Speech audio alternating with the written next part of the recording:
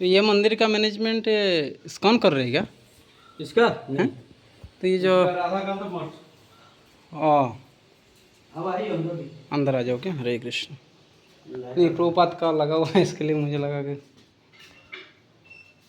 जो गांव वाले और मेरे को दिया है पूजा करने के लिए। बहुत अच्छा, आपके तो परम सौभाग्य है। मैं उनको पूजा करता हूँ, गोपीनाथ जी को। हरि बोल। ये माला गूंथ के गया था मैंने। ये जो माला है ना, हाँ, ये 4 माला मैंने गूंथा है। हरि बोल। हाँ, प्रभु जी को चढ़ा के दी। ये जो राधा रानी देख रहे हैं आप, हाँ, और ये गोपीनाथ जी को तो स्वयं महाप्रभु ने स्थापन किए थे। चैतन्य महाप्रभु ने। चैतन्य महाप्रभु ने हरि बोल। 1510 ख्रीष्टाब्द में हाँ, चैतन्य महाप्रभु जब आए थे पुरी, हाँ। सबको बता देंगे। आओ तुम सब। इधर इधर इधर बैठ बता दें। हाँ,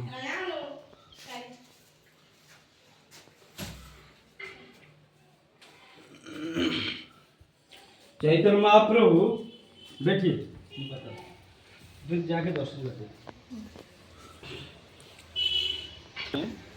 चैतन्य महाप्रभु पुरी आए थे जगन्नाथ जी को दर्शन करने के लिए। हाँ।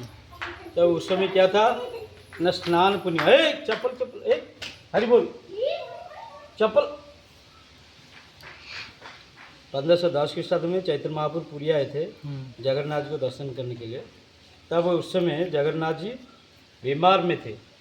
क्यों? स्नान पूर्णिमा से लेकर 15 दिन भगवान को बीमार लग जाता है।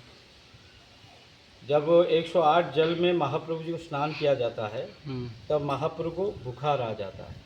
महाप्रभु कभी नहाते नहीं, जगन्नाथ जी साल में एक बार नहाते हैं, वो स्नान पूर्णिमा के लिए।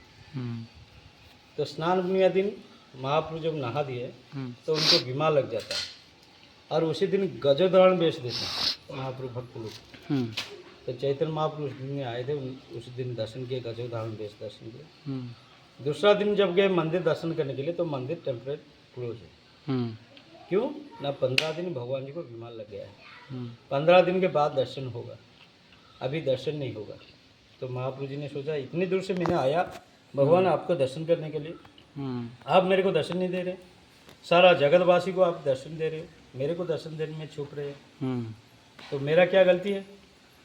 मेरे को पता नहीं है ये जगन्नाथ जी स्नान में ज्वर होता है, ये होता है, इससे कुछ नहीं होता है। वो खुद भगवान है, वही बोल रहे। बीमार लगता है। हाँ, वो भगवान जी के से बात करे, खुद ही भगवान है, बहुत ही भगवान है। भगवान जी से बात करे।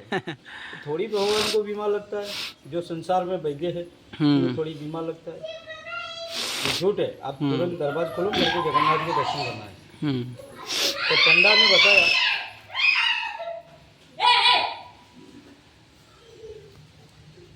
पंडा ने बताया कि 15 दिन के बाद आइए, आप दर्शन करोगे।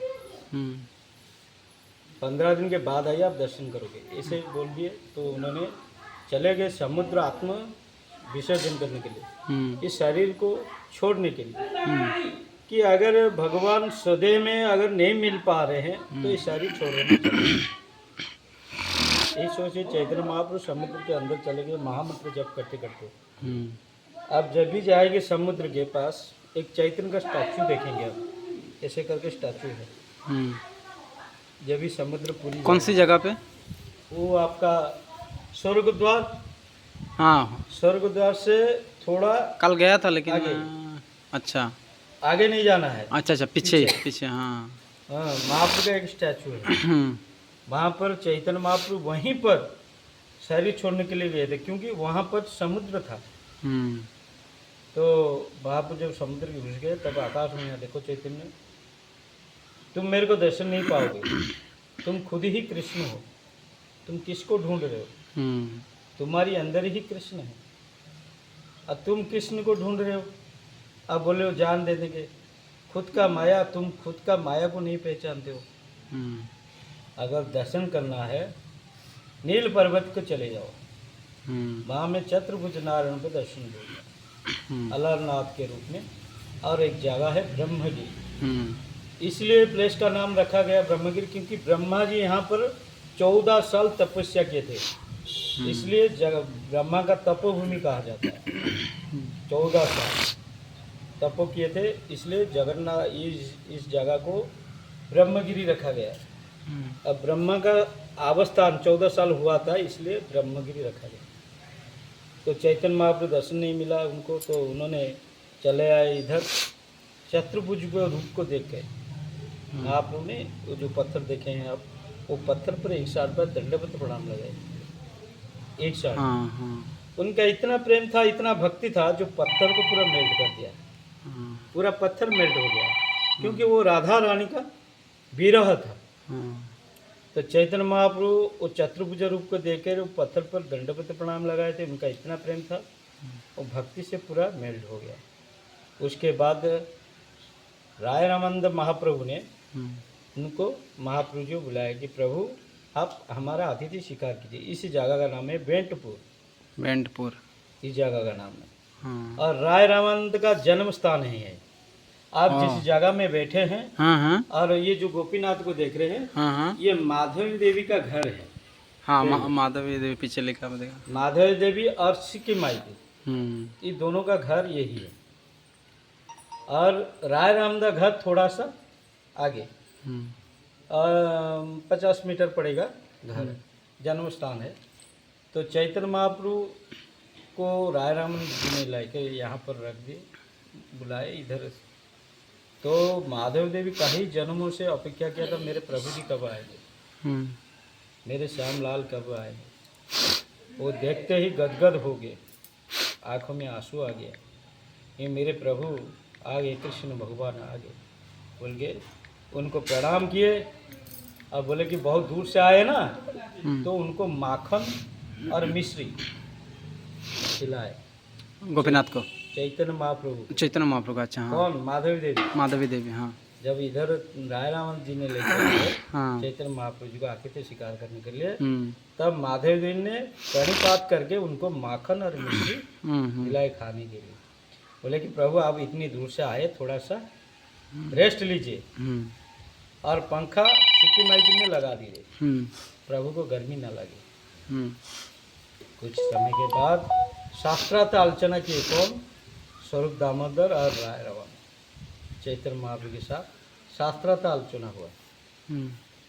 और आलोचना होते ही ऐसे ही 15 दिन हो गया यहीं पे।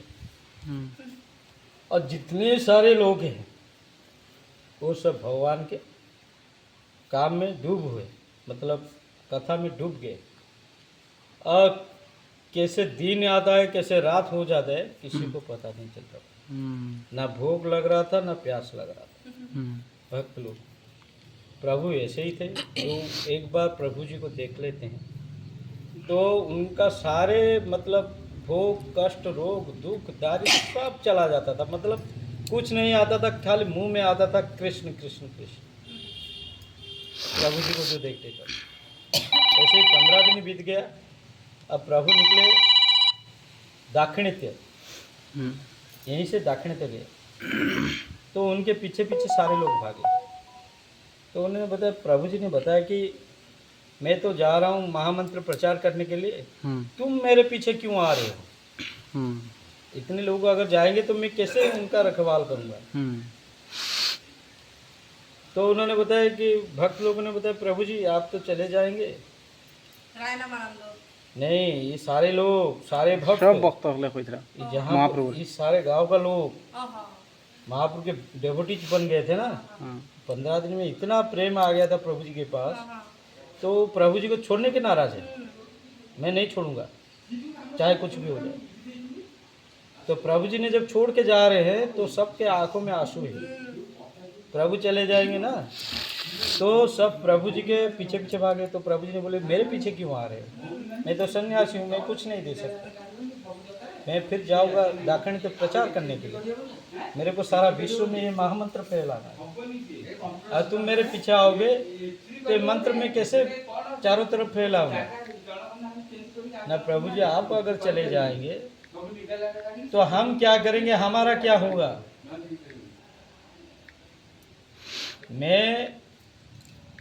हमारा ये शरीर है, अगर शरीर छोड़ के चला जाएगा प्राण शरीर से तो शरीर वैसा ही पड़े रहेगा। आप हो हमारा प्राण, आप अगर चले जाओगे तो हमारा ये क्या होगा? हम सब निर्जीव है, आप जीवित है। हम चले जाएंगे, हमारा बेटा चला जाएगा, सब चला जाएगा, लेकिन आप वैसे ही हैं। देखो भगवान जी का, हमारा भगवान जी का अलारनाथ जी को जो पूजा कर रहे हैं, कितने पीढ़ी हो गया? नवम शताब्दी से लेकर अभी 2025 हो गया, 25। यानी 1125 साल। सब चले गए, लेकिन भगवान वैसे ही बैठे खड़ा है। तो भगवान का स्थिति है, लेकिन हम लोग का स्थिति नहीं है। नहीं। हम लोग को ऐसे हमारा बेटा आया, बोला कि हाँ प्रभु जी ये प्रणाम करो, ये करो, हम सिखाते हैं। फिर हम चले जाएंगे, वो भी उनका बेटा को समझाएगा। ऐसे ही परंपरा चलता रहेगा। लेकिन भगवान एक ही जगह में रहता है, हर जगह में नहीं है। नहीं। सब लोग चले जाते हैं, लेकिन भगवान ही रहते हैं। भगवान सत्य है और सब माया है, झूठा है। झूठा है। तो महाप्रभु ने बताया मैं तो चले जाऊंगा, तो आप लोग इसलिए दुखी है, ठीक है। मैं इधर एक गोपीनाथ को मेरे प्राण से अधिक प्रिय है, वो गोपीनाथ और राधा रानी को मैं स्थापन कर देता हूँ। तो उन्होंने यहाँ पर स्थापन किए गोपीनाथ और राधा रानी। ये जो गोपीनाथ और राधा रानी, जिस तरह आप डोले तू डोलो गोविंदम चापेशु मधुसूदनम रथे तू वामनम दृष्ट्वा पुनर्जन्म न विद्यते। उसी तरह ये गोपीनाथ को दर्शन करने से और पुनर्जन्म नहीं। और जिसी के ऊपर राधा रानी कृपा रहता है वही इस जगह को आ सकता है, सब नहीं आ सकते हैं। क्योंकि चैत्र महाप्रभु 15 दिन इसी जगह में बीता है राधा रानी के बिना। और इसी जगह से रोज जाते थे अलारनाथ जी को दर्शन करने। इधर महाप्रभु जी का घर था, उस साइड में जो जंगल हो गया, पहले महाप्रभु जी का मिट्टी का घर, और बाद में वो घर टूट गया। बाद में ওটা হচ্ছে सिक्की माई थी, स्वरूप दामोदर, राय रामदेव और माधव देवी, ये चारों समाधि ওখানে আছে। ওটা আপনি দেখলে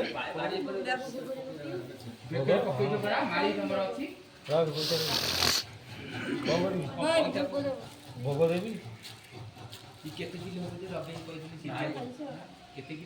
ऐसे ही महाप्रभु को ये जो 4 समाधि है वो महाप्रभु और मठाधीश का समाधि है, तीनों का।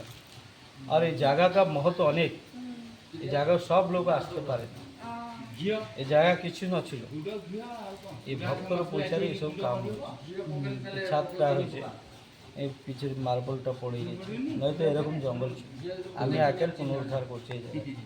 আমার পিতাজি এই জায়গার ছিল, তারপরে আমি এই জায়গার পুনরুদ্ধার করছি। আমার ঘরে কঠো আছে महाप्रभु, चैतन्य महाप्रभु कठो नहीं आसे, कठो चलते है ना, कठो जानते नहीं, जो एरकम पैर में पहन के एक ऐसे निकलेगा लकड़ी का, वो इसको पहन के चलते हैं, कोई महाप्रभु पहनते। खड़म खड़म, हाँ हाँ है ना? हाँ तो उसको क्या बोलते हैं आप पता नहीं। हाँ, खड़म खड़म, हम इधर कठो बोलते हैं, हाँ हाँ। आप खड़म बोलते हैं। हाँ। वो खड़म हमारे घर। हाँ। ओ, बहुत दिन का, मतलब चैतन्य महाप्रभु जब आए थे, हमारा पिताजी तार पिताजी तार पिताजी तार पिताजी तार पिताजी के दिए थे। हैं? पकड़ दियो सब, ठीक है। सब रेडी है। अभी हम चले। बहुत बहुत धन्यवाद, इतना सुंदर मधुर हरि कथा सुनाए। किलो 1.5 किलो हाँ हम आभार है आपके मधुर बानी के। জয় জগন্নাথ। যে আসে আমাকে কন্ট্যাক্ট করবে, হ্যাঁ। কোনো অসুবিধা থাকবে না, আমি সব জায়গা থেকে ঘুরে দেবো। हरे कृष्ण। এখানে রায় রামেন্দ্র বাড়ি।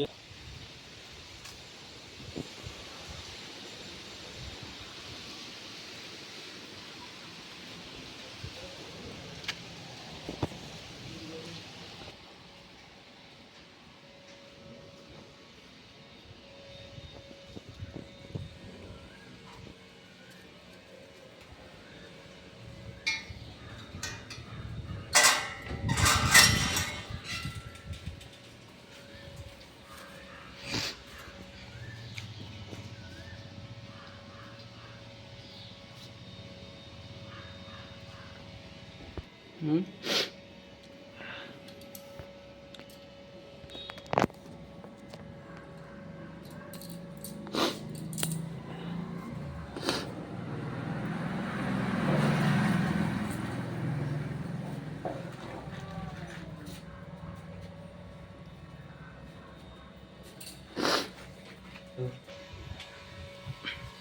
हरे कृष्ण।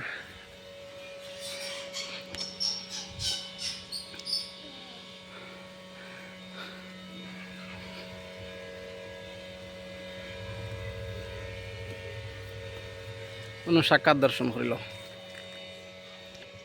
এলো রায় রামানন্দের বাড়ি। हरे कृष्ण। हो गया राय रामानंद के घर।